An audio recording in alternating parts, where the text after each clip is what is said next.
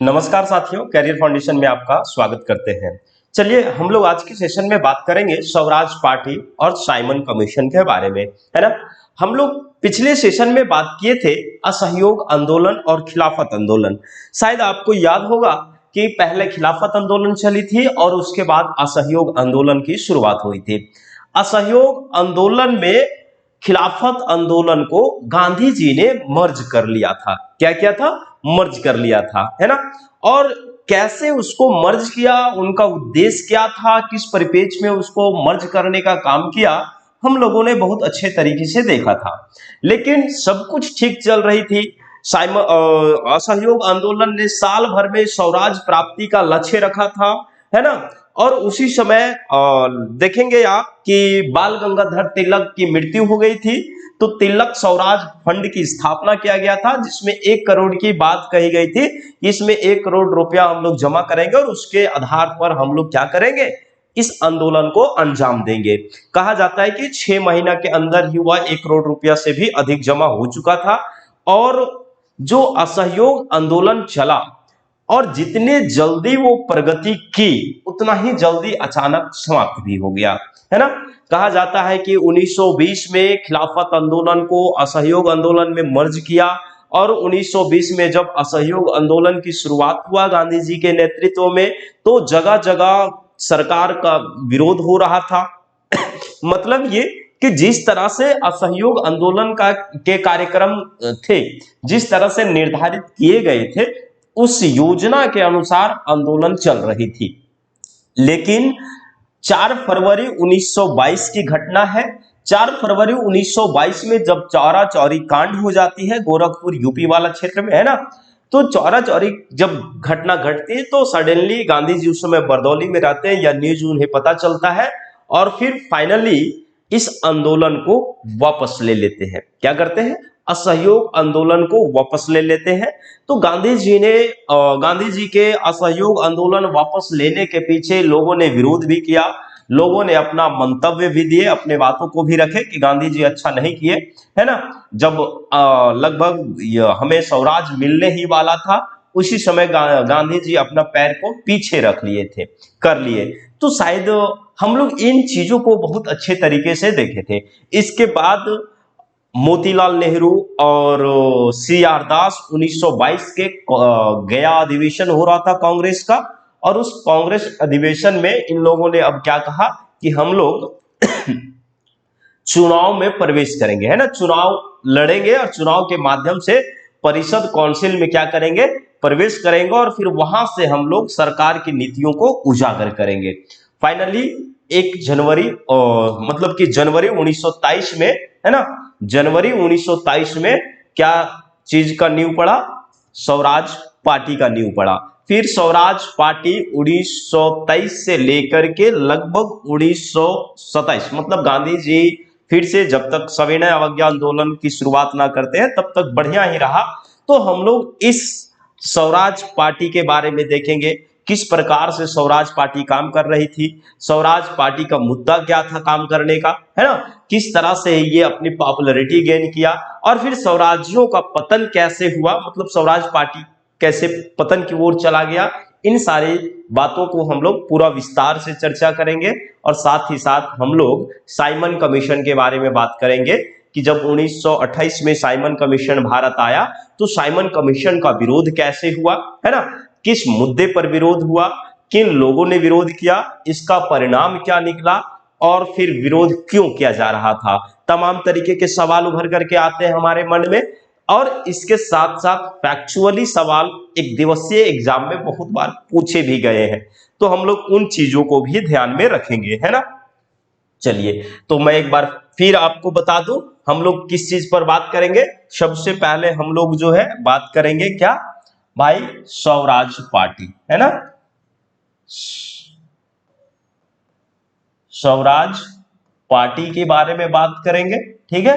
और दूसरा हम लोग क्या बात करेंगे, दूसरा जो है हम लोग इसी सेशन में साइमन कमीशन की बात करेंगे, साइमन कमीशन, ठीक है। देखिए ये दोनों इतने इंपॉर्टेंट हैं, लगभग 1922 से मानते हैं, 1923 से मानते हैं, है ना। और 1900 जो 29 या 28 नेहरू रिपोर्ट तक की घटना, यहां तक अगर हम लेके चले तो ये बड़ा इंपॉर्टेंट हो जाता है। यहां तक की घटनाओं को हम लोग देखेंगे, एक तरफ स्वराज जी काम कर रहे थे और दूसरे तरफ क्रांतिकारी घटना घट रही थी, है ना, क्रांतिकारी घटना। तो क्रांतिकारी घटना को हम पहले भी कहे, इसे बाद में ध्यान पढ़ेंगे। 1925 का कांड, नौजवान भारत सभा की स्थापना, या फिर इंडियन रिपब्लिक एसोसिएशन की स्थापना, या फिर इंडियन सोशलिस्ट रिपब्लिकन एसोसिएशन की स्थापना, ये हम लोग क्रांतिकारी गतिविधियों में पढ़ेंगे। ठीक है, चलिए, तो स्वराज पार्टी की बात करेंगे और साइमन कमीशन की बात करेंगे। मुद्दा समझ में आ गया, क्या बात करने वाले हैं हम लोग आज के सेशन में? हम लोग आज के सेशन में यही दो मुद्दे पर बात करेंगे और विस्तार से देखने की कोशिश करेंगे, है ना। चलिए, तो देखिए, सबसे पहले यहां ध्यान रखिएगा,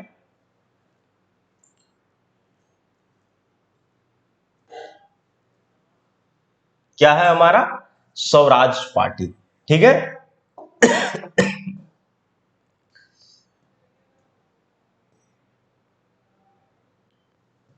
स्वराज पार्टी, ओके। और इस स्वराज पार्टी की जब हम बात करते हैं तो एक्चुअली ये स्वराज पार्टी का गठन कितना में होता है? 1923 में होता है। ठीक है, कैसे नींव पड़ती है ये सारी बातों को देखेंगे। असहयोग आंदोलन को रोके जाने से तात्कालिक रूप से राष्ट्रवादियों के बीच हताश की भावना फैल गई। तो एकदम यहां बात को कंसेप्चुअली समझिएगा। यहां हमने क्या कहा कि जब असहयोग आंदोलन को अचानक रोक दिया गया तो जो राष्ट्रवादी लोग थे, जो स्वराज प्राप्ति का लक्ष्य रखे और अंग्रेजों को असहयोग करना शुरू कर दिए थे, अब इन लोगों के बीच अचानक हताश जैसी भावना फैल गई। अचानक सोचने लगे ये क्या हुआ, गांधी जी ने कैसे फैसला लिया, गांधी जी ने कैसा निर्णय लिया, है ना। और कांग्रेसी नेताओं में मतभेद सामने उभर कर आ गया। मतलब कहने का ये है कि जब गांधी जी असहयोग आंदोलन को वापस ले लिए, असहयोग आंदोलन को स्थगित कर दिए, तो यहां कांग्रेसी नेताओं में मतभेद उभर गया।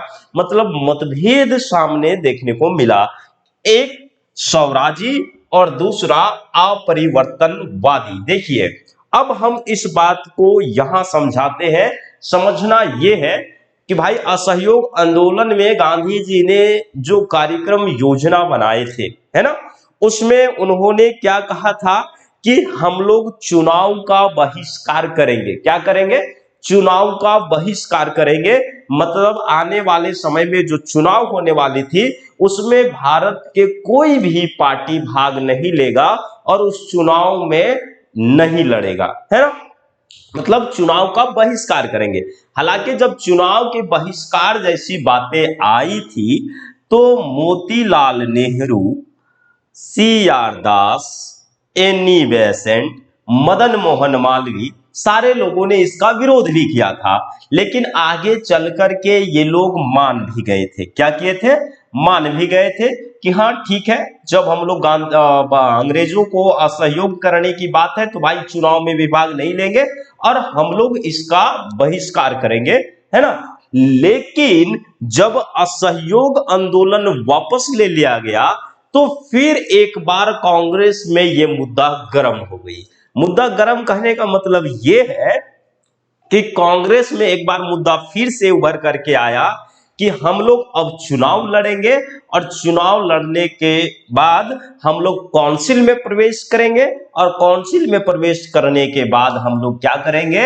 अंग्रेज की जो नीतियां हैं उसको उजागर करेंगे और काउंसिल से, वहीं से हम लोग विरोध करेंगे। चाहे वो जो भी मुद्दा लाए हम लोग उसके विरोध में वोट देंगे, मतदान देंगे, है ना। अब यहां पर दो मुद्दा आ गया। एक फिर से कांग्रेस में आया कि हम लोग चुनाव लड़ेंगे और कुछ वैसे जो गांधीवादी विचारधारा से अभी भी प्रभावित थे, जो गांधीवादी विचारधारा को बरकरार बनाए रखने की कोशिश कर रहे थे, उन लोगों का कहना था कि किसी भी हालत में हम लोग जो है वो चुनाव नहीं लड़ेंगे, हम लोग चुनाव को बहिष्कार ही करेंगे, है ना।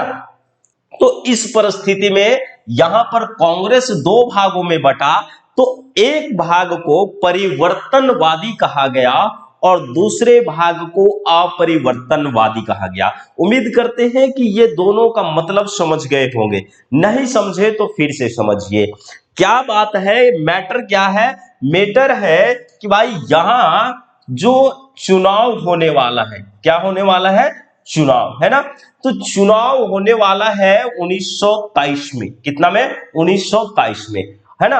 अब 1923 में चुनाव होने वाला है, तो यहां पर एक लोग कह रहे थे हम लोग चुनाव लड़ेंगे, क्या करेंगे? लड़ेंगे। और दूसरा कह रहे थे नहीं लड़ेंगे, है ना। चुनाव जो है नहीं लड़ेंगे, ध्यान रखिएगा। कांग्रेस जो था, कांग्रेस ने चुनाव के मुद्दे पर क्या कहा? एक पक्ष में लोग आए और कहे हम लोग चुनाव लड़ेंगे, दूसरे पक्ष में जो लोग आए उन्होंने कहा कि हम लोग चुनाव नहीं लड़ेंगे। तो चुनाव नहीं लड़ने का निर्णय गांधी जी ने असहयोग आंदोलन शुरुआत करने से पहले बात कही थी, है ना। तो गांधी जी ने असहयोग आंदोलन शुरुआत करने से जब पहले बात कही, तो यही लोग जो थे या परिवर्तनवादी कहलाए। क्या कहलाए? अपरिवर्तन। मतलब ये किसी भी तरह के गांधी के द्वारा जो दिया गया कार्यक्रम था उसमें बदलाव नहीं चाहते थे। और दूसरे तरफ जो थे ये लोग कहे कि अब उसमें बदलाव करना होगा, तो ये परिवर्तनवादी कहलाए। क्या कहलाए? परिवर्तनवादी कहलाए। समझ गए? तो जो लोग स्वराज्यों के पक्ष में जाएंगे वो परिवर्तनवादी कहलाएंगे, और जो लोग चुनाव के विरोध में जाएंगे वो लोग अपरिवर्तन कहलाएंगे। वो गांधी के विचारधारा से अभी भी प्रभावित है और गांधी के ही बातों को समर्थन कर रहे हैं। उम्मीद करते हैं आपको ये समझ में आ गया होगा। अब इसमें कौन कौन से ऐसे लोग थे जो परिवर्तन और अपरिवर्तन लोग कहलाए? तो हमने कहा क्या? सबसे पहले चित्तरंजन दास, मोतीलाल नेहरू, मदन मोहन मालवीय, विट्ठल भाई पटेल, ये सारे जो लोग थे, ये लोगों का विचार था कि हम लोग चुनाव लड़ेंगे। क्या करेंगे? हम लोग चुनाव जो है लड़ेंगे। लेकिन आप वही देख रहे हैं इसमें क्या भाई, वल्लभ भाई पटेल, अंसारी, राजेंद्र प्रसाद जैसे व्यक्ति अभी भी चुनाव के विरोध में थे, चुनाव के बहिष्कार करने में लगे हुए थे। अब ध्यान रखिएगा, वल्लभ भाई पटेल के बड़े भाई विट्ठल भाई पटेल है, तो विट्ठल भाई पटेल कह रहे हैं चुनाव लड़ना चाहिए, और वल्लभ भाई पटेल कह रहे हैं कि चुनाव नहीं लड़ना चाहिए, है ना। चुनाव को नहीं लड़ना चाहिए। ठीक है, तो चलिए ये दोनों चीज समझ में आ गया। अब देखिए 1922 की बात है, कितनी की बात है? 1922 की बात है।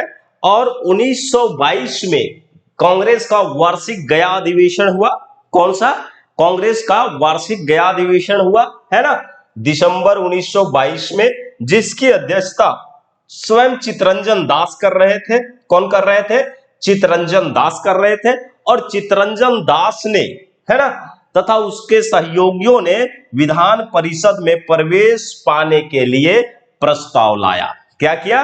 विधान परिषद में प्रवेश पाने के लिए प्रस्ताव लाया। मतलब कि चित्तरंजन दास के सहयोगी जैसे मोतीलाल नेहरू, विट्ठल भाई पटेल वगैरह जो हो गए, इन लोगों का कहना था, इन लोगों ने एक प्रस्ताव लाया कि भाई हम लोग जो है चुनाव लड़ेंगे, और वो प्रस्ताव को कांग्रेस से पास करवाना था। क्या करना था?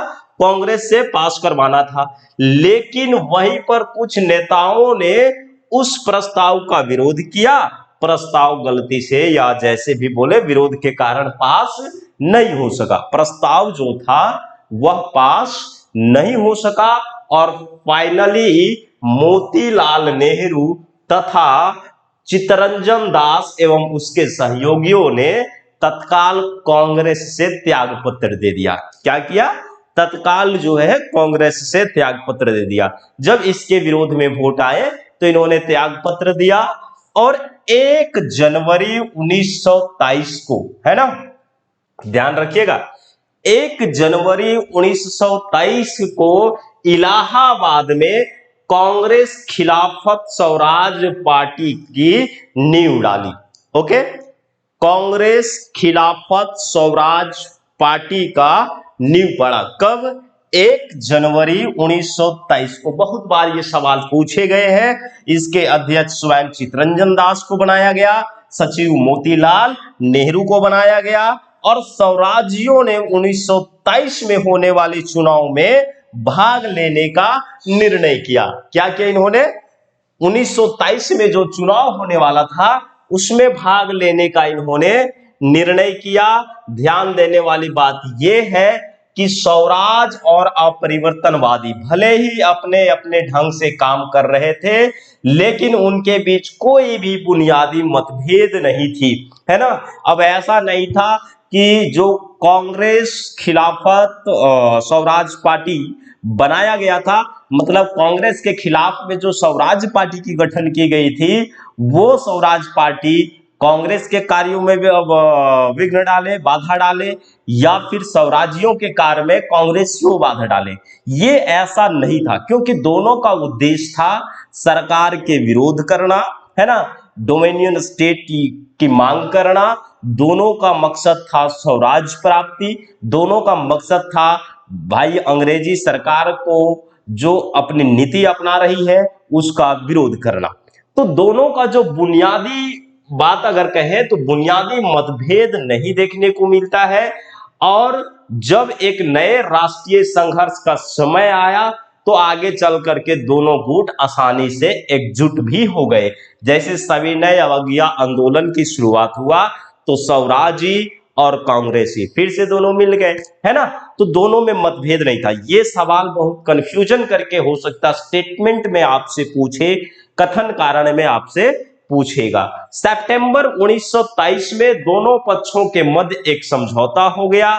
स्वराजियों को कांग्रेस का एक यंग स्वीकार कर लिया गया, है ना। ध्यान से समझने की कोशिश कीजिएगा। स्वराजी और कांग्रेसियों के बीच एक समझौता हुआ और उस समझौते में कांग्रेस ने स्वराज को एक अंग मान लिया। स्वराजियों ने भी कांग्रेस के जो नियम थे जिसमें कहा गया था कि 2000 गज, है ना, कितना, 2000 गज, 2000 गज जो सूत काटने वाली बात है, हम सभी स्वराजी भी सूत काटेंगे। क्या करेंगे? हम सभी स्वराजी लोग भी सूत काटेंगे। ओके, तो ये समझ गए आप। यहां हम लोग अभी क्या चीज समझ रहे हैं भाई? कांग्रेस और स्वराज का मुद्दा। फिर आगे चलेंगे हम लोग, समझेंगे स्वराजियों का मांग।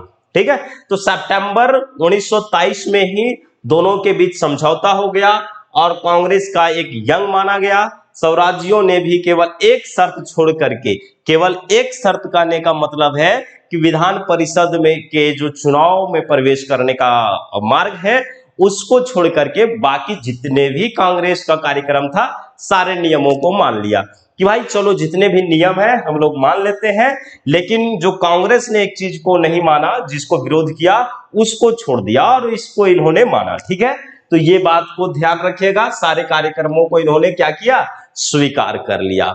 और नवंबर 1923 में जो चुनाव होने वाला था उस चुनाव में स्वराजवादी भाग लिए। क्या किए? स्वराजवादी भाग लिए। और स्वराजवादी भाग लेने के बाद भाई आप देखेंगे कि उसके पहले इन्होंने एक घोषणा पत्र तैयार किया। देखिए यहां पर समझने की कोशिश कीजिएगा, होता क्या है। स्वराजवादियों का डिमांड था, डिमांड क्या था अंग्रेजी सरकार से?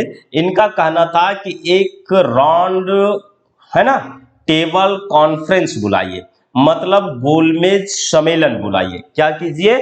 जो स्वराजी लोग थे, स्वराजवादियों का जो डिमांड था, उनका कहना था कि भाई गोलमेज सम्मेलन बुलाया जाए। क्या किया जाए? गोलमेज सम्मेलन बुलाया जाए और इस सम्मेलन में, है ना, क्या किया जाए? इस सम्मेलन में संविधान सभा बनाया जाए। मतलब इस सम्मेलन में क्या किया जाए? संविधान सभा बनाने की बात की जाए। क्या किया जाए? संविधान सभा बनाने की बात की जाए और उसके बाद हमें डोमिनियन स्टेटस दे दिया जाए, है ना।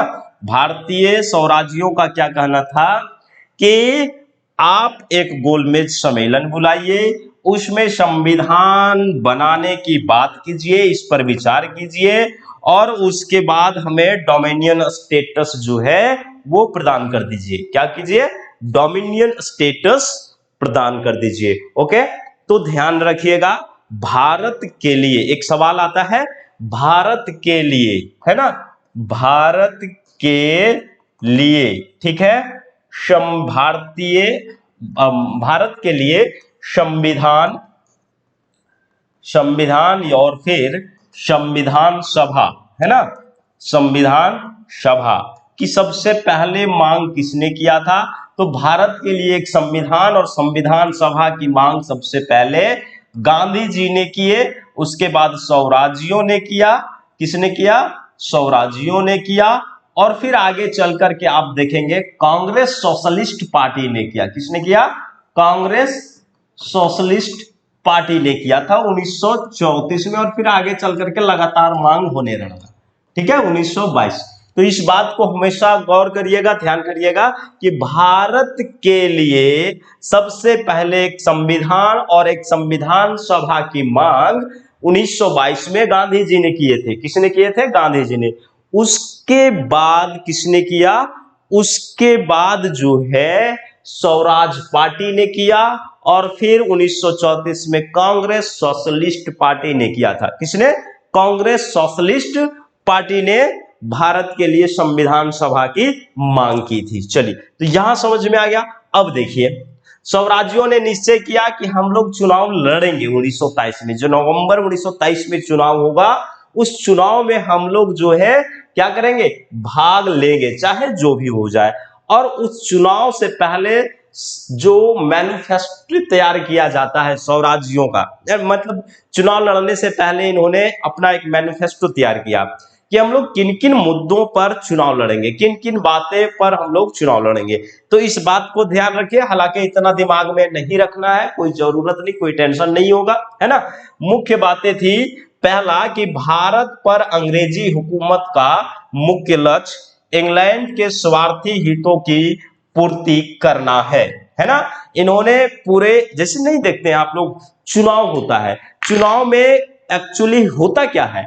चुनाव लड़ने से पहले मंत्री मंच का संचालन करते हैं। जो चुनाव लड़ रहे हैं वो कहते हैं कि हम बिजली देंगे, पानी देंगे, पहली वाली सरकार ने पूरा लूट मचाया है, सारे चीज खा गए, हम लोगों के इंदिरा आवास देंगे, घर तक सड़क पहुंचाएंगे, है ना, मतलब पूरी विकास करेंगे। उसी तरह से स्वराज दल वाले ने भी जब अपना भाषण देने लगा तो उसमें जो अपना मैनिफेस्टो तैयार किया था उसमें कहा कि भाई भारत पर अंग्रेजी हुकूमत का जो मुख्य लक्ष्य है, उसका क्या लक्ष्य अंग्रेजों का, कि इंग्लैंड के स्वार्थी हितों की पूर्ति करना।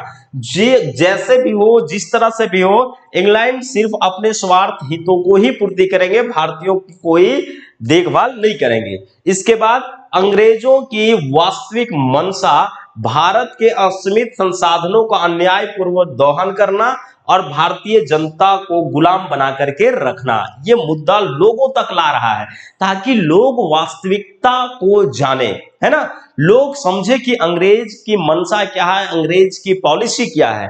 अंग्रेज के बारे में ये लोग जो मैनिफेस्टो तैयार किए थे वो बात बता रहे थे कि भाई इसकी मंशा है कि जो भी भारत में संसाधन है उसको लूट लो, चाहे जैसे भी हो, और हम लोग जब तक रहे, है ना, तब तक भारतीयों को गुलाम बना करके रखना है, डोमिनियन स्टेटस नहीं देना उसे, है ना, स्वराज नहीं देना है भारतीयों को। अभी ये उस योग ही नहीं है कि डोमिनियन स्टेटस को संभाल सके। डोमिनियन स्टेटस का मतलब है कि भाई कानून पूरा का पूरा इंग्लैंड का होगा, लेकिन उसके संचालन जो है सब कौन करेंगे? भारतीय करेंगे। तो ये इस योग अभी भारतीय नहीं हुए हैं। इसके अलावे स्वराजी स्वशासन के राष्ट्रवादियों की मांग को परिषद में उठाएंगे। जो स्वशासन है उस बात को परिषद में, जब काउंसिल में ये प्रवेश करेंगे तो वहां पर भी इन लोग उठाएंगे। ठीक है, अगर सरकार ने उनकी मांगे को नामंजूर कर दिया तो वे संयुक्त प्रयासों द्वारा परिषद के कार्यों को संचालित करने से अवरोध पैदा करेंगे। मतलब कुल मिलाकर के है कि अगर सरकार इन स्वराज्यों की मांग नहीं करते, मांगे पूर्ति नहीं करता है जो इन लोगों का मांग है, ठीक है, तो भाई उस परिस्थिति में फिर क्या करेंगे? जो कार्य संचालित किया जाएगा उसको इन लोग अवरुद्ध कर देंगे, उस कार्य को चलने ही नहीं देंगे, है ना। तो ध्यान रखिएगा, नवंबर 1923 का चुनाव हुआ और चुनाव में स्वराज्यों की सफलता भी मिली। क्या हुआ? चुनाव में स्वराज्यों को सफलता मिली। भाई स्वराज्यों का यही डिमांड था। क्या डिमांड था? कि 1919 का जो एक्ट आया, अधिनियम आया है, उसको आप जांच कीजिए। क्या कीजिए? उसको आप जांच कीजिए, ध्यान से समझिएगा, और उत्तरदायी सरकार को गठित कीजिए। इन्होंने क्या कहा? स्वराज्यवादियों का कहना था, इनका क्या कहना था कि जो 1919 का एक्ट आया है ना, आप सभी जानते हैं 1919 का जो अधिनियम आया था, 1919 का नियम, इसकी आप जांच कीजिए। क्या कीजिए? जांच कीजिए।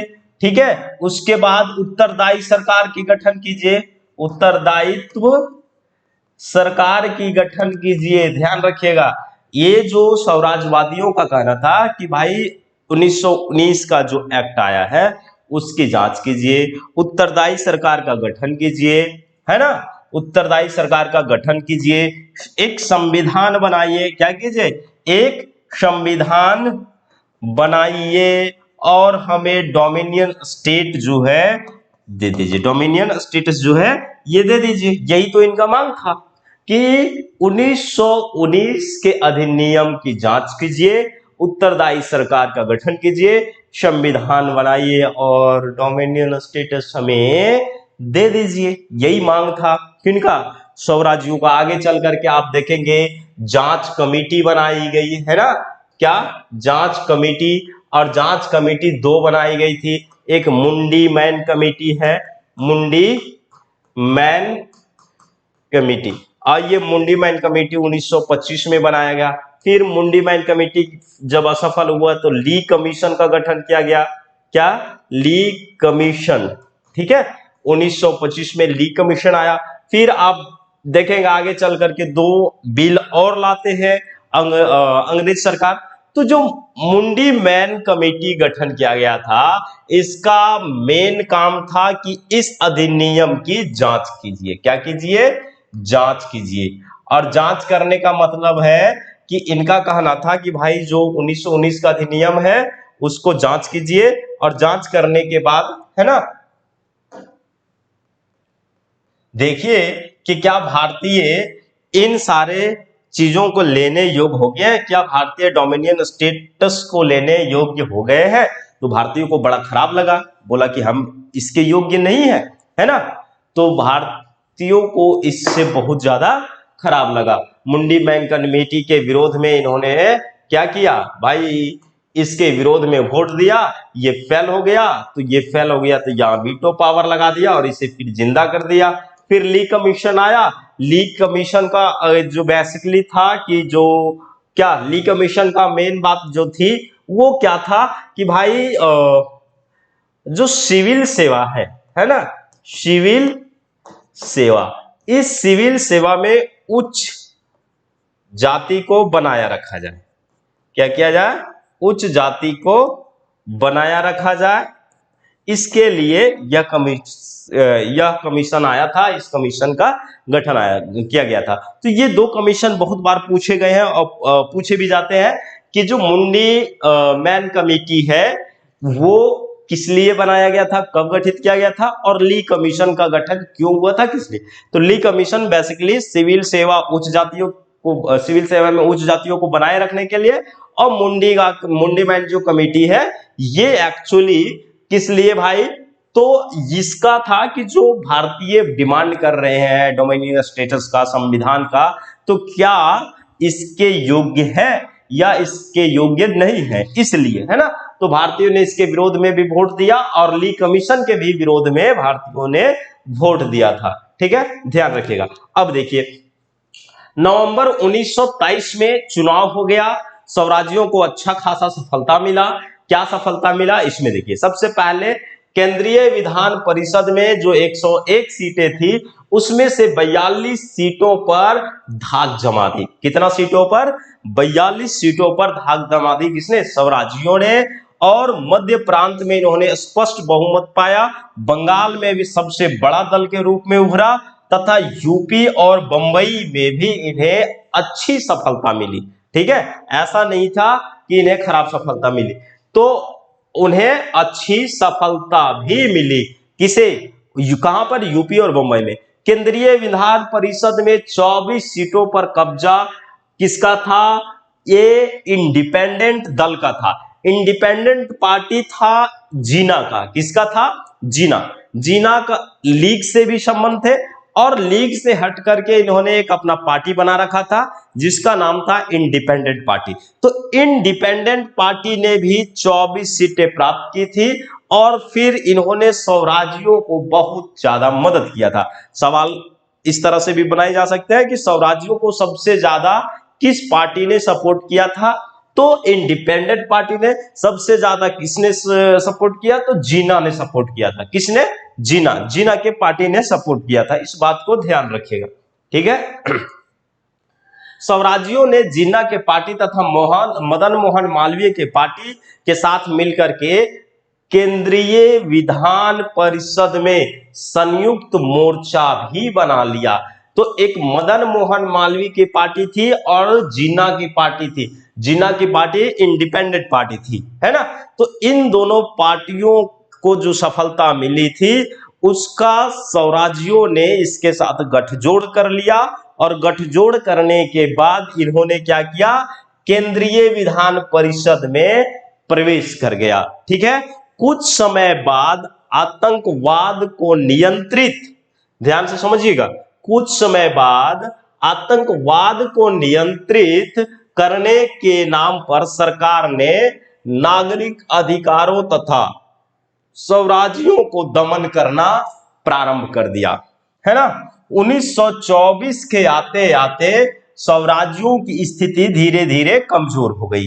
देखिए, जब चुनाव लड़ा तो इन्होंने पहला 1923 में जब चुनाव लड़ा तो भाई सब जगह इन्होंने अच्छा सीट पाया, सब जगह इन्होंने प्रवेश भी कर गया, है ना। लेकिन 1924 के आते आते इनकी देखेंगे स्थिति में थोड़ा गिरावट आने लगी, स्थिति कमजोर होने लगी।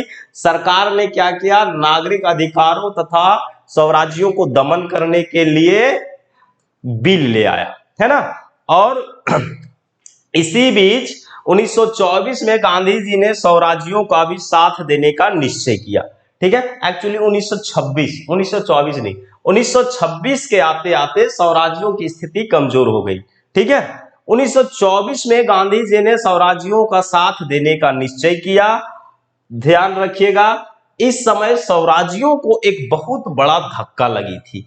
धक्का क्या लगी थी कि भाई 16 जून 1925 को, है ना, 16 जून 1925 को CR दास की मृत्यु हो गई थी। देखिए, 5 फरवरी 1924 को गांधी जी को छोड़ दिया गया था और गांधी जी को जब छोड़ दिया गया तो स्वराज्यों के साथ जिस प्रकार से अंग्रेज व्यवहार करना शुरू किया उसको देख करके गांधी जी ने स्वराज्यों को सपोर्ट करना शुरू कर दिया। क्या किया, स्वराज्यों को सपोर्ट करना शुरू कर दिया। लेकिन 1925 में CR दास की मृत्यु हो गई और इसी बीच में लाला लाजपत राय, मदन मोहन मालवीय तथा NC केलकर ने सरकार के साथ समर्थन तथा हिंदू हितों की रक्षा के लिए सत्ता में यथासंभव भागीदारी की वकालत की। अब सरकार को इन्होंने समर्थन देने का वकालत करने लगा, है ना। मदन मोहन मालवीय, NC केलकर या फिर आप देखेंगे लाला लाजपत राय, ये सारे लोग जो थे क्या करने लगे भाई, सरकार को समर्थन करने की बात करने लगे और मोतीलाल नेहरू जैसे अप्रतिक्रियावादियों पर आरोप लगाया कि वे मांसाहारी हैं तथा हिंदुओं के विरोधी हैं, ठीक है। क्या कहा, जैसे लाला लाजपत राय, मोतीलाल नेहरू पर इन्होंने आरोप लगा दिया कि भाई वो तो एक अप्रतिक्रियावादी व्यक्ति है, वो मांसाहारी है ना, वो हिंदुओं के हितों के विरोधी है। और इस तरह कह करके इन्होंने क्या किया, मदन मोहन मालवीय, NC केलकर या लाला लाजपत राय स्वराज पार्टी को छोड़ दिया। क्या किया इन्होंने, स्वराज पार्टी को छोड़ दिया। साइमन आयोग ने सन 1922 से 27 के बीच लगभग 112 आतंकवादी घटनाओं का उल्लेख किया। अब सरकार अपना दमन चक्र चलाएगा, है ना। सरकार कह रहा है कि आतंकवाद बढ़ रहे हैं, हम उसी को दबाने के लिए सारे नीतियां और योजना ला रहे हैं। अतः 1930 में सविनय अवज्ञा आंदोलन छिड़ जाने के कारण स्वराजवादियों ने विधानमंडल का दामन छोड़ दिया। ठीक है, क्या क्या फाइनली अंतिम में जब 1930 में स्वराजवादी आंदोलन छिड़ा तो फिर सविनय अवज्ञा आंदोलन छिड़ा, सविनय अवज्ञा आंदोलन छिड़ गया तो इसके बाद जो स्वराजवादी थे, ये स्वराजवादी लोग विधान मंडल के दामन छोड़ दिए। मतलब अब चुनाव लड़ना, है ना, चुनाव लड़ना जो है छोड़ दिए। ओके, और सारे लोग सविनय अवज्ञा आंदोलन में शामिल हो गए।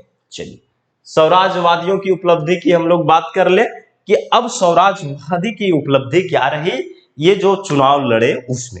ओके, देखिए, ये बजट को प्रत्येक वर्ष अस्वीकृत कर देते थे, मतलब मानने से इनकार कर देते थे। परिणाम स्वरूप वायसराय को अपने विशेषाधिकार प्रयोग करके इसे पारित करना पड़ता था। मतलब जब जब बजट आया तब तब इन लोगों ने उसे उसके विरोध में मत दिए और वो गिर जाता था। फिर वायसराय वीटो शक्ति मारता था उस पर, और वीटो शक्ति लगाने के बाद क्या करता था, उसे पारित कर देता था। इस तरह इन्होंने नए विधानमंडलों का असली चरित्र जो है उजागर कर दिया। बोला कि ये सरकार कैसी है, अब देख लीजिए, जो चीज पास होने वाला नहीं है उन चीजों को भी ये क्या कर रहा है, वीटो शक्ति का प्रयोग करके पास करवा रहा है। अगला क्या है, स्वराजवादियों ने उत्तरदायी शासन की स्थापना करने के लिए गोलमेज सम्मेलन बुलाने का सुझाव दिया। ठीक है, क्या किया, गोलमेज सम्मेलन बुलाने का सुझाव दिया था। भाई राउंड काउंटेबल फ्रेंड्स हो, मतलब गोलमेज सम्मेलन हो, साथ ही साथ संविधान बनाया जाए, है ना, और उसके बाद हमें डोमिनियन स्टेटस दे दिया जाए। इनके मांगों के परिणाम स्वरूप 1924 ईस्वी में सरकार ने 1919 के अधिनियम की समीक्षा के लिए मुंडी मैन कमेटी का गठन किया। 1925 बताए थे ना, सॉरी 1924 में, है ना, 1924 में मुंडी मैन कमेटी का गठन किया गया। ठीक है, और मुंडी मैन कमेटी जो है असफल हो गया। इसके अलावे 1924 में स्वराजवादियों के प्रयास से टाटा को उद्योग संरक्षण दिया गया। हालांकि ये एक बहुत बड़ी सफलता थी। टाटा स्टील जो है उसके इन्होंने संरक्षण के लिए क्या करवाया, अधिनियम पास करवा लिया था। कहा जाता है कि टाटा से मोतीलाल नेहरू ने, मतलब कि कुछ स्वराजवादी नेताओं ने 10,000 रुपये भी लिए थे, लेकिन मोतीलाल नेहरू ने उसका खुल करके आलोचना किया, लेकिन वो पैसा लेने वाला व्यक्ति कौन था उसके बारे में पता नहीं चला। ठीक है, चलिए, उसका नाम मोतीलाल नेहरू ने नहीं बताया। 1925 ईस्वी में विट्ठल भाई पटेल को केंद्रीय विधान परिषद का अध्यक्ष बनाया गया। ये सबसे बड़ी इनकी सफलता रही है कि भाई 1925 ईस्वी में विट्ठल भाई को केंद्रीय सभा का अध्यक्ष बनाया गया। 1925 में मोतीलाल नेहरू ने स्क्रीन कमेटी की सदस्यता को स्वीकार कर लिया। देखिए, एक्चुअली यहाँ पर जब मोतीलाल नेहरू ने स्क्रीन कमेटी की सदस्यता को ग्रहण कर लिया तो दूसरे तरफ अंग्रेजी सरकार ने मुस्लिम लीग या मुस्लिम नेताओं को भी क्या किया, मुस्लिम नेताओं को भी पद के लालच दिया और स्वराजवादी से वे लोग अलग हो गए, है ना भाई। उन्होंने पद के लालच के लिए रोटी फेंकी, मुस्लिम नेताओं ने उसे स्वीकार कर लिया। फाइनली आप देखेंगे मध्य प्रांत में मुंजे, है ना, मध्य प्रांत में मुंजे और तांबे, ये दोनों ने भी सरकारी पद को ग्रहण कर लिया। जब मोतीलाल नेहरू ने उसका विरोध किया तो मुंजे तांबे ने उल्टा इस पर आरोप लगाया और इन्होंने कहा कि आपने भी तो स्क्रीन कमेटी की सदस्यता को ग्रहण कर लिया है ना। स्क्रीन कमेटी क्या थी, सेना की भर्ती करने वाली एक कमेटी थी। क्या थी, सेना को भर्ती करने वाली एक कमेटी थी। 1926 ईस्वी में सरकार ने 2 बिल लाया था। क्या किया था, सरकार ने 2 बिल लाया था। एक का नाम था पब्लिक सेफ्टी बिल और दूसरा था एक्चुअली ट्रेड है ना, डिस्प्यूट, ट्रेड डिस्प्यूट बिल, ध्यान रखिएगा। तो दो बिल आया था 1926 में, एक आया था पब्लिक सेफ्टी बिल और दूसरा आया था ट्रेड डिस्प्यूट बिल, मतलब पीएसबी, और दूसरा आया था क्या, टीडीबी। ठीक है, ये दो बिल लाया गया था अंग्रेजी सरकार के लिए। पब्लिक सेफ्टी बिल क्या था, तो भाई पब्लिक सेफ्टी बिल था एक्चुअली, जो ये बिल लाया गया था, ये बिल का मेन काम था जो समाजवाद है ना, कम्युनिस्ट का जो प्रचार प्रसार बढ़ रहा था उसको रोकने के लिए लाया गया था। और ट्रेड डिस्प्यूट बिल क्यों लाया गया था, तो जो कम्युनिस्टों के प्रोत्साहन से लोग उद्योग धंधे में है ना, इंडस्ट्रियल में जो हड़ताल कर रहे थे उस पर कंट्रोल किया जाए। तो ये दो बात को हमेशा ध्यान रखिएगा, एक पब्लिक सेफ्टी बिल है और ट्रेड डिस्प्यूट बिल्स है। ये दो बिल लाया गया 1926 में, लेकिन इसके विरोध में स्वराज्यों ने क्या किया, वोट दे दिया, ये बिल पास नहीं हो सका।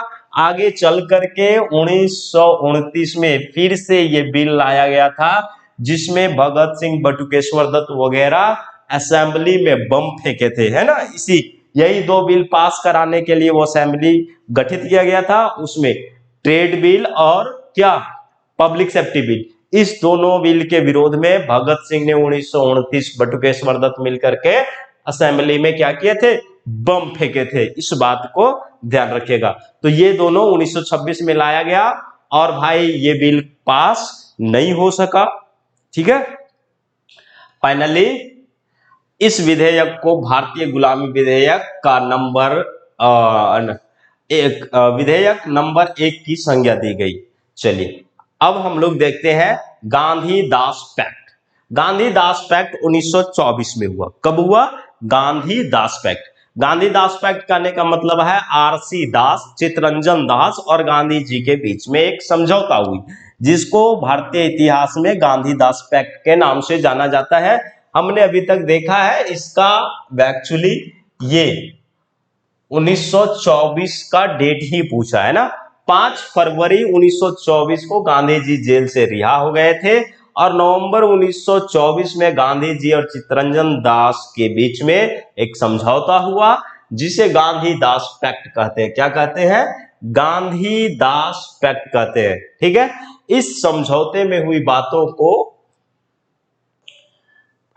कांग्रेस के बेलगांव अधिवेशन जो 1924 में हुआ था स्वीकार कर लिया गया। 1924 के बेलगांव अधिवेशन की अध्यक्षता स्वयं गांधी जी ने किया था। किसने किया था, स्वयं गांधी जी ने किया था। ठीक है, और इस समझौते में कहा गया कि असहयोग अब राष्ट्रीय कार्यक्रम ना होकर के इसका अर्थ यह हुआ कि असहयोग की बात बिल्कुल बंद कर दी गई, ताकि हिंदुस्तान की स्वार्थों की रक्षा और दमन की नीति के विरुद्ध विभिन्न गुटों और पार्टियों को मिलाकर काम कर सके, है ना।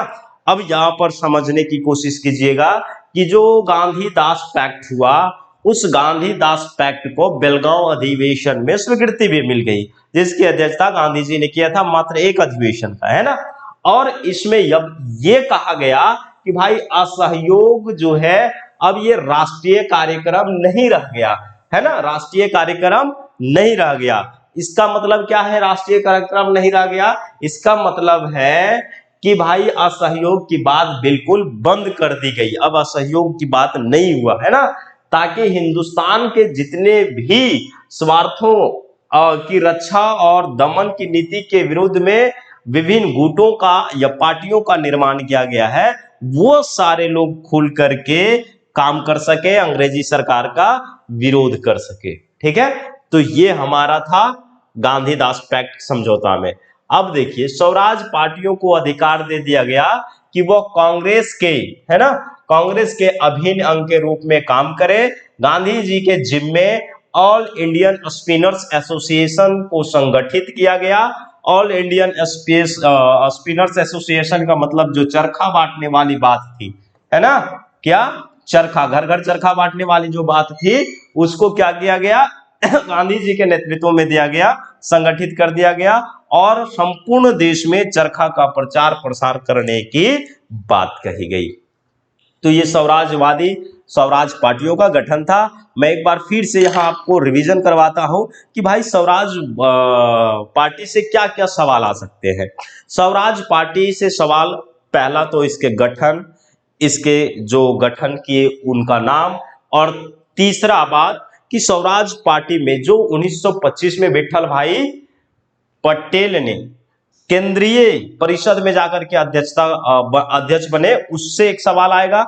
और कमेटी से सवाल आएंगे, जैसे मुंडी मैन कमेटी की गठन है ना, और क्यों मुंडी मैन कमेटी का गठन किया गया था। दूसरी बात, ली कमीशन का गठन क्यों किया गया था, कब किया गया था, ठीक है, ये बात को ध्यान रखिएगा। तीसरी बात, हो सकता है आपसे पूछ दिया जाए कि सबसे पहले संविधान सभा या संविधान की मांग किसने किया था भारतीयों के लिए। तो हमने कहा 1922 में सबसे पहले गांधी जी ने बात की थी, बात सबसे पहले वही उठाए थे। फिर इसके बाद स्वराज पार्टियों ने मांग की कि भाई भारत के लिए एक संविधान हो, उत्तरदायी सरकार हो, और उसके बाद हमें डोमिनियन स्टेटस दे दिया जाए, है ना। तो स्वराज पार्टी, और 1934 में जाकर के फिर कांग्रेस सोशलिस्ट पार्टी का जो गठन हुआ, उन लोगों ने संविधान सभा और संविधान की मांग उठाने लगे लगातार, और आगे चल करके फिर संविधान का निर्माण भी हो गया, ठीक है। तो यहां इस बात को हमेशा ध्यान रखिएगा, ये सारे बातों से आपसे सवाल पूछ सकते हैं। चलिए अब हम लोग बात कर लें कि स्वराज पार्टी का पतन आखिर क्यों हो गया। तो पतन के बहुत सारे मुद्दे हम लोग पहले भी देख चुके थे। क्या देख चुके थे? कुछ ऐसे जैसे मदन मोहन मालवीय, लाला जी, है ना, एनसी केलकर, ये सारे लोग अब सरकार को समर्थन देने के पक्ष में चले गए। मोतीलाल नेहरू के ऊपर आरोप लगाया कि भाई ये हिंदू विरोधी व्यक्ति है, ठीक है, कौन है, हिंदू विरोधी व्यक्ति है, स्वराज पार्टी से ये अलग हो गए। आगे चलकर आप देखेंगे कि नागपुर में अलग स्वराज पार्टी का गठन भी कर दिया गया, ठीक है। सरकार का दमन नीति बराबर चलता रहा। तीसरी बात ये ध्यान रखिए कि स्वराज पार्टी के नेता भी पद को जब स्वीकार कर लिया, जैसे मोतीलाल नेहरू ने स्किन कमेटी के सदस्यता ग्रहण कर ली, तो उधर मुंजे और तांबे भी जाकर के क्या किया, बाई सरकारी पद को स्वीकार कर लिया, जिसके चलते जब उसके ऊपर आरोप लगाया गया तो वो स्वयं इस पर आरोप लगाए। तीसरी अगली बात अगर आप देखें तो सी आर दास की मृत्यु भी थी, है ना, क्या थी, सी आर दास की मृत्यु। तो सारे चीज यहाँ पर आपको देखने को मिलेगा, ऐसा नहीं है कि आपको नहीं ये सारी बातें पता है, सब कुछ पता है। जैसे देश बंधु चितरंजन दास की मृत्यु, सरकार को सहयोग की नीति शुरू हो गया, अब सरकार को सहयोग करने की बात कर रहे हैं। प्रारंभ में सरकार को असहयोग की बात कर रहे थे, बाद में ये लोग सरकार के सहयोग करने लगे, ठीक है। 1926 के निर्वाचन में प्रत्याशित सफलता ना मिला। अब 1926 का जो चुनाव हुआ, उस चुनाव में इन लोगों की सफलता नहीं मिली, ये हार गए, है ना। स्वराज दल में मतभेद पैदा हो गया। मतभेद कैसे पैदा हो रहा है, सारे चीज देख रहे हैं। वे विधान मंडलों की शक्ति एवं विशेषाधिकारों का पुनः उपयोग करने में भी असफल रहे। कहीं ना कहीं जो भी इनको मिला वो लोग पूरा का पूरा सहयोग नहीं किया। पार्टी में घुसपैठी कर रहे सांप्रदायिक तत्वों को रोकने में भी ये असफल हो गए। जैसे मतलब कि हिंदू विरोधी बना दिए। उधर अंग्रेज लोग भी क्या किए, मुस्लिम को अपने पक्ष में लेने लगे। सारे लोग अब पद को अब जोड़ देने लगा, है ना कहीं स्वराजवादी जो थे इस तरह से असफल हो गए। चलिए अब हम लोग अगला बात करते हैं साइमन कमीशन, है ना। क्या बात करते हैं, साइमन कमीशन। ध्यान रखिएगा, हमने यहां पर साइमन कमीशन की डेट 1928 रखी है। एक्चुअली ये 1928 जब भारत पहुंचा तब की बात किया है ना। 1927 में इसका गठन हुआ, कितना में, 1927 में नवंबर। तो हम लोग ये सब चीजें पूरे डिटेल में देख लेंगे, कोई दिक्कत नहीं होगा। लेकिन उम्मीद करते हैं कि जो स्वराज पार्टी की बात है वो आपको समझ में आ गया होगा, वहां से किसी तरह की समस्या नहीं होनी चाहिए।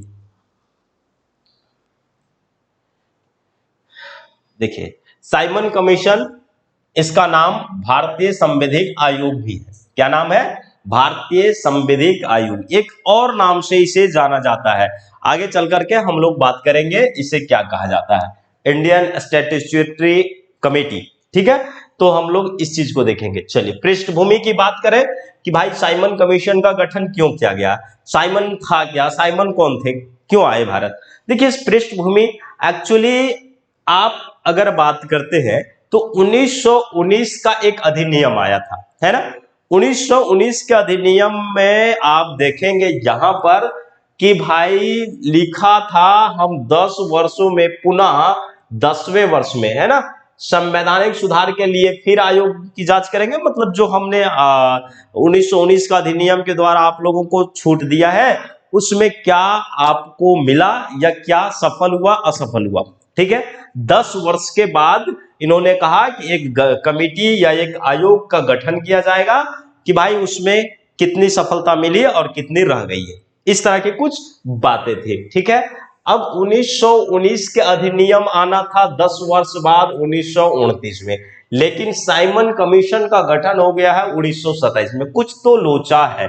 लोचा ये था कि इंग्लैंड में भाई कंजर्वेटिव पार्टी की सरकार थी, बाल्डविन उस समय प्रधानमंत्री थे। कौन थे, बाल्डविन, है ना।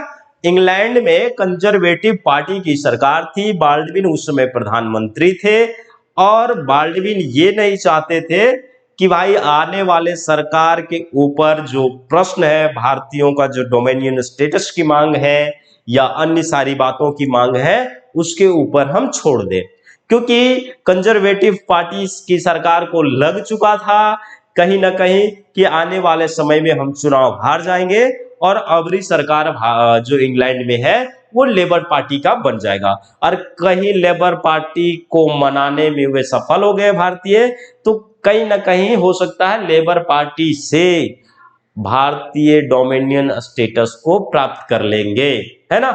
तो कहने का उद्देश्य ये है कि जो साइमन कमीशन का गठन किया गया था, इसका मुख्य उद्देश्य यही था कि हम किसी भी हालत में डोमिनियन स्टेटस भारत को नहीं देने वाले हैं।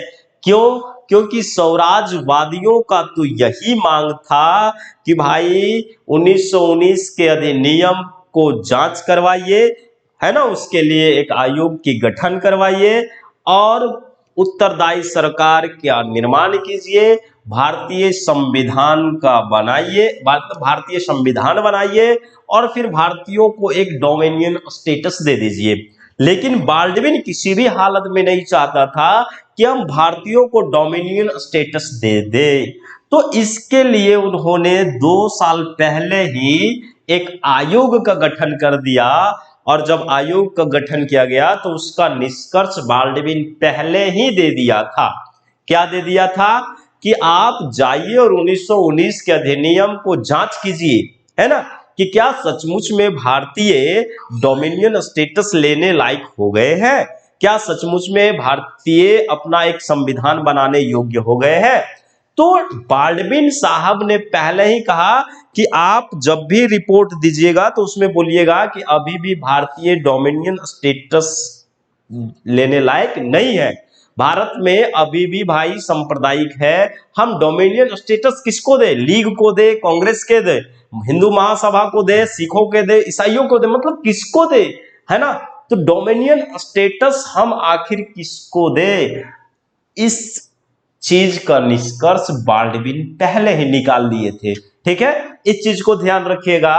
और जब 1919 अधिनियम की जांच के लिए इस साइमन कमीशन का गठन किया गया तो बड़ी पैमाना पर इसका विरोध भी हुआ। देखिए आप इस चीज को ध्यान रखिएगा कि जो इससे महत्वपूर्ण व्यक्ति संबंधित है तो ब्रिटेन के प्रधानमंत्री बाल्डविन है। बाल्डविन कंजर्वेटिव पार्टी का नेता है, किस चीज का, किस दल के है, कंजर्वेटिव पार्टी का, है ना।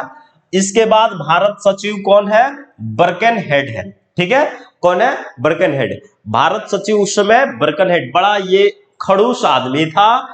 तीसरा वाइसराय लॉर्ड इरविन है। कौन है, लॉर्ड इरविन। तो तीनों का नाम याद हो गया, बाल्डविन, बर्कनहेड और इरविन। बर्कनहेड के कहने पर ही मोतीलाल नेहरू ने नेहरू रिपोर्ट तैयार किया था। ब्रिटेन सरकार ने 2 वर्ष पहले ही इंडियन स्टैट्यूटरी कमीशन की गठन किया। देखिए ये सवाल पूछता है, साइमन कमीशन एक्चुअली जो आया रियल में साइमन कमीशन नहीं नाम था उसका, है ना।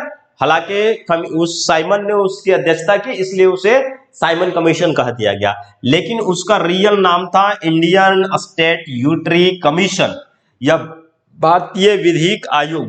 ठीक है, ये 3 नाम है, तीनों नाम याद हो गया। गठित कब हुआ? नवंबर 1927 में। कब? नवंबर 1927 में। किसके कहने पर? बाल्डविन के कहने पर। बाल्डविन क्यों कह रहा था? बाल्डविन को लग रहा था कि आने वाले समय में जो चुनाव होगा, है ना, इंग्लैंड में, उस चुनाव में कंजर्वेटिव पार्टी निश्चित है हार जाएगी और लेबर पार्टी की सरकार बनेगी इंग्लैंड में, और हो सकता है भारतीय लेबर पार्टी से मांग करके डोमिनियन स्टेटस ले ले। तो हम इसे नहीं दे सकते, भविष्य में ऐसी प्रश्न हम उसके लिए नहीं छोड़ सकते, इसलिए उन्होंने नवंबर 1927 में क्या किया था? इंडियन स्टैट्यूटरी कमीशन का गठन कर दिया, जिसकी अध्यक्षता सर जॉन साइमंस थे। कौन थे जिसकी अध्यक्षता किसने किया? यह अध्यक्ष कौन थे भाई? तो सर जॉन साइमन। ठीक है, सर जॉन साइमन इसके अध्यक्ष थे। इसमें कुल 7 लोग शामिल थे, 7 सदस्यीय कमीशन था। अब 7 लोग में कौन थे? भारतीय थे कि नहीं थे, है ना। तो ये 7 के 7 सभी अंग्रेज थे। कौन थे? 7 के 7 सभी अंग्रेज थे, जबकि भारतीयों को लगा था कि जब 1919 के अधिनियम के लिए आयोग का गठन किया जाएगा 10 साल बाद, तो उसमें कुछ भारतीय लोग भी शामिल होंगे, कुछ अंग्रेज लोग भी शामिल होंगे, और फिर वो बात जांच जो है रिपोर्ट अपना प्रस्तुत करेंगे। ठीक है, लेकिन इसमें तो 7 का 7 भारतीय थे। अब ये 7 का 7 अंग्रेज थे। ये 7 का 7 अंग्रेज कौन कौन है? तो सर जॉन साइमन है, ठीक है, जो लिबरल पार्टी के सदस्य। ध्यान रखिएगा, यहां से सवाल पूछा था कि सर जॉन साइमन किस पार्टी के थे? ये लिबरल पार्टी के सदस्य थे, मतलब उदारवादी थे। दूसरा बर्नॉन हार्टसॉन, तीसरा स्ट्रेथकोना, चौथा क्लीमेंट एटली। क्लीमेंट एटली लेबर पार्टी से थे। किस पार्टी से थे? लेबर पार्टी से थे। और यही क्लीमेंट एटली जो भारत आजादी के समय में प्रधानमंत्री रहते हैं ब्रिटेन का, है ना। फिर अगला कर्नल बर्नहम है, अगला जॉर्ज नेलफॉक्स, और 7वां एडवर्ड कैडोगन। एडवर्ड कैडोगन। हो सकता है आपसे सवाल पूछे कि निम्न में से कौन साइमन कमीशन के सदस्य नहीं थे, तो उसमें आप ध्यान रखिएगा, इरविन जरूर देता है ना, इरविन। तो लॉर्ड इरविन तो भारत के थे। अब देखिए साइमन कमीशन का गठन इंग्लैंड में हो चुका था, वहां पास हो चुका था। अब भारत में लॉर्ड इरविन को पास करवाना था। किसको पास करवाना था? लॉर्ड इरविन को। लेकिन भाई भारत में तो इसका विरोध हो गया। विरोध होने का मुद्दा क्या था? मुख्य कारण यह था कि ये कमीशन ससुरा 2 साल पहले आ गया। क्या हुआ? 2 साल पहले आ गया। आपने सुना है ना कि कहीं अगर समय से पहले जाए ना तो उसकी इज्जत बहुत कम होती है ना, इज्जत नहीं होती है। तीसरी बात दूसरी क्या था कि इसमें भारतीय शामिल नहीं थे। अब कांग्रेस ने कहा कि अंग्रेज हमें ये सिद्ध करेंगे कि भारतीय संविधान बनाने योग्य है कि नहीं, भारतीय संविधान देश चलाने योग्य है कि नहीं, भारतीय को डोमिनियन स्टेटस दिया जाए कि नहीं, ये अंग्रेज तय करेंगे। हम भारतीय उसके योग्य नहीं है। तो कांग्रेस ने पहले ही डिसीजन ले लिया कि जैसे साइमन कमीशन भारत आएगा उसके विरोध किया जाएगा, है ना। ध्यान रखिएगा, कहा जाता है कि भाई भारतीयों को आखिर क्यों नहीं शामिल किया गया? तो राम लखन शुक्ला ने लिखा कि गांधी इरविन के कहने पर ही भारतीयों को उसमें शामिल नहीं किया गया था। लेकिन इरविन ने 2 व्यक्ति को नॉमिनेट किया था, फिर पता नहीं वो क्यों वापस ले लिए। वो 2 व्यक्ति थे, मोहम्मद अली जीना और तेज बहादुर सप्रू, है ना।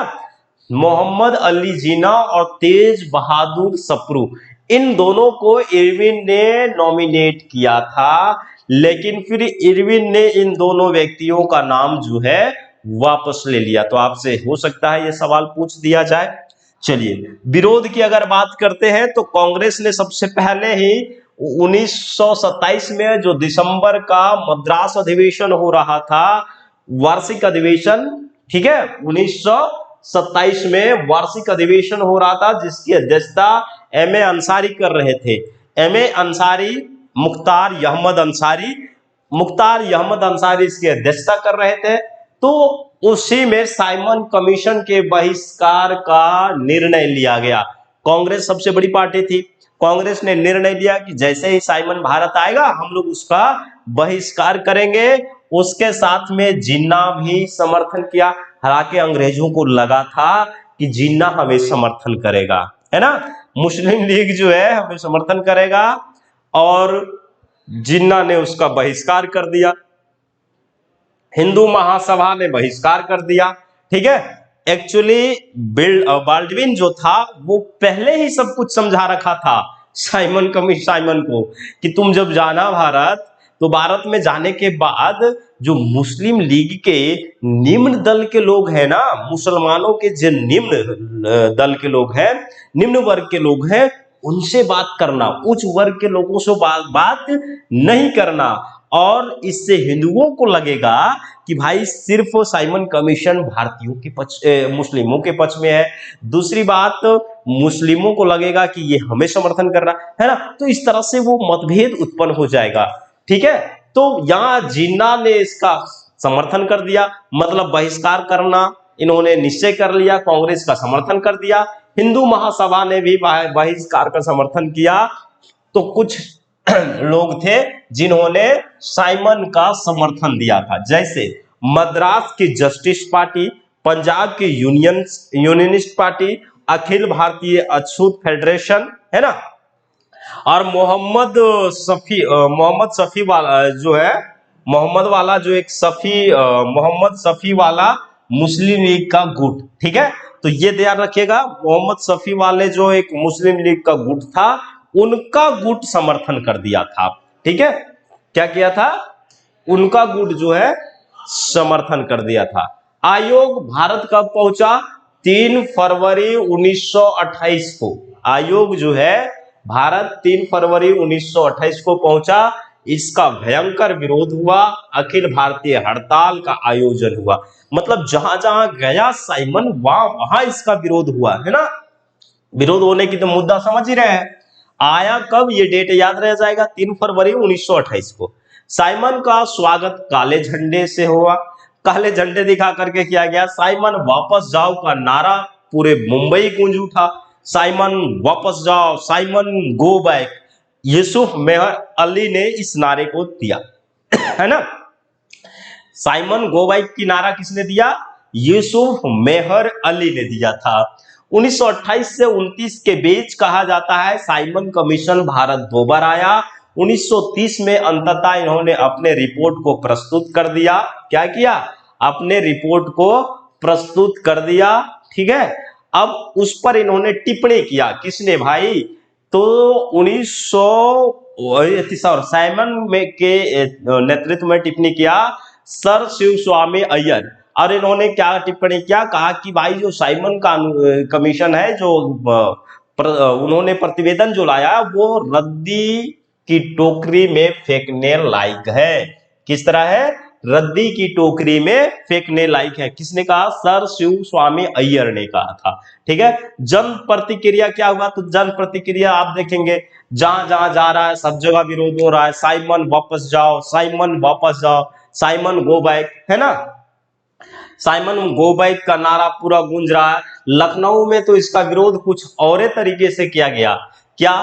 तो लखनऊ में भाई पतंग और, लखनऊ में आप देखेंगे पतंग और बैलून पर, ठीक है। किस पर? पतंग और बैलून पर साइमन गो बैक लिख करके उड़ाया गया। और कहा था लखनऊ में अधिवेशन हो रहा था, उसी अधिवेशन में ये पतंग और बैलून गिर गया, जिस पर लिखा हुआ था साइमन वापस जाओ, साइमन गो बैक। और ये काम कौन किया लखनऊ में? तो लखनऊ में जो काम किया था भाई, इसका नाम था खली कुंज। क्या नाम था? खली कुंजा। तो खली कुंजा जो था इन्होंने ही पतंग वगैरह पर लिख करके उड़ा दिया था। लाहौर में इसका प्रतिक्रिया और जबरदस्त था। लाहौर में लाला जी के नेतृत्व में साइमन गो बैक की नारा से गूंज रही थी। साइमन वापस जाओ का विरोध हो रहा था, है ना, पूरा साइमन वापस जाओ, साइमन का विरोध हो रहा था, कहा जाता। उसी दौरान भाई वहां के पुलिस अधिकारी सैंडर्स ने लाठी चार्ज का आदेश दे दिया और फाइनली लाला जी के ऊपर लाठी चार्ज किया गया। लाला जी के सर फट गए, लाला जी पूर्ण रूप से घायल हुआ और तत्काल 1928 में लाला जी की मृत्यु हो गई। लाला जी की मृत्यु से पहले उन्होंने स्पष्ट रूप से कहा था, मेरे ऊपर जो लाठियां का प्रहार किया गया है यही एक दिन ब्रिटिश साम्राज्य की आखिरी किल साबित होगी। क्या होगी? आखिरी किल साबित होगी। पुलिस अधिकारी का नाम सैंडर्स था। क्या था? सैंडर्स।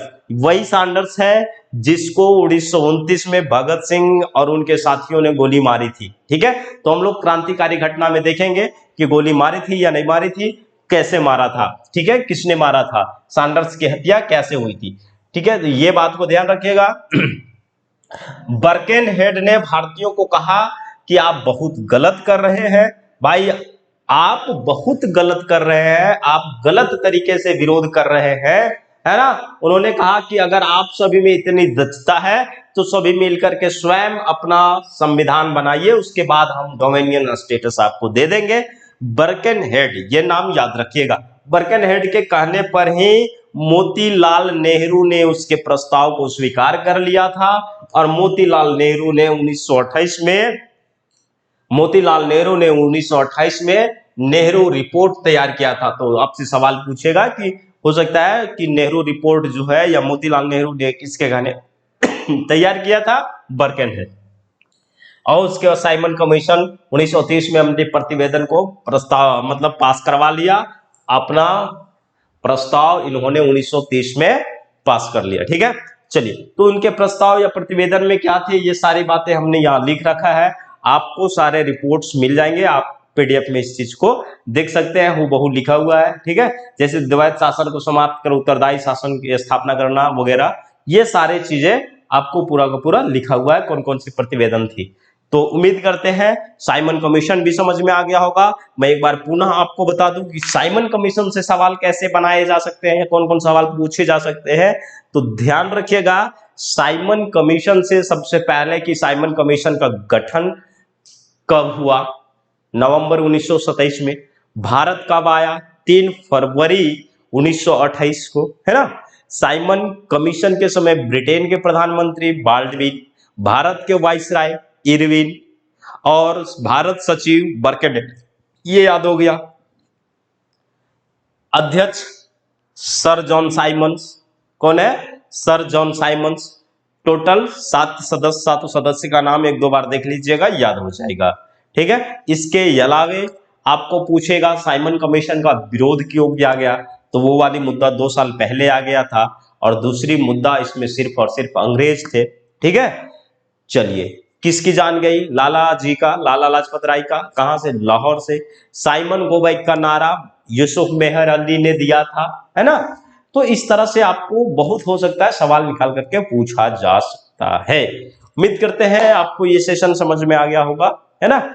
हम लोग अब अगला या क्रांतिकारी आंदोलन की शुरुआत करेंगे या फिर हम लोग क्या किस पर विचार करेंगे? देखिए, नेहरू रिपोर्ट आपको मैं पहले ही पढ़ा चुका हूं, ये कंफ्यूजन में मत रहिएगा। नेहरू रिपोर्ट मैं पहले ही पढ़ा चुका हूं, ये टॉपिक आपको मिलेगा भारतीय संविधान के विकास में, जैसे 1919 का अधिनियम वगैरह जो पढ़ाए हैं उसमें, है ना। तो वहां मिल जाएंगे, और अगर नहीं पढ़ाए होंगे आप लोग देख लीजिएगा, कमेंट कर दीजिएगा, फिर मैं आपको नेहरू रिपोर्ट पढ़ा दूंगा। और हम लोग अब गोलमेज सम्मेलन या सविनय अवज्ञा आंदोलन, दांडी मार्च पढ़ेंगे, यहां से 1-2 क्लास, फाइनली भारत छोड़ो आंदोलन और उसके बाद स्वतंत्रता। मतलब मैं आपको बता दूं 5 से 6 क्लास और होंगे, उसके बाद पूरा का पूरा इंडियन हिस्ट्री समाप्त हो जाएगा और आपका ये मंथ लास्ट होते होते समाप्त हो जाए। चलिए, मिलते हैं हम लोग अगले सेशन में, तब तक के लिए बाय, धन्यवाद।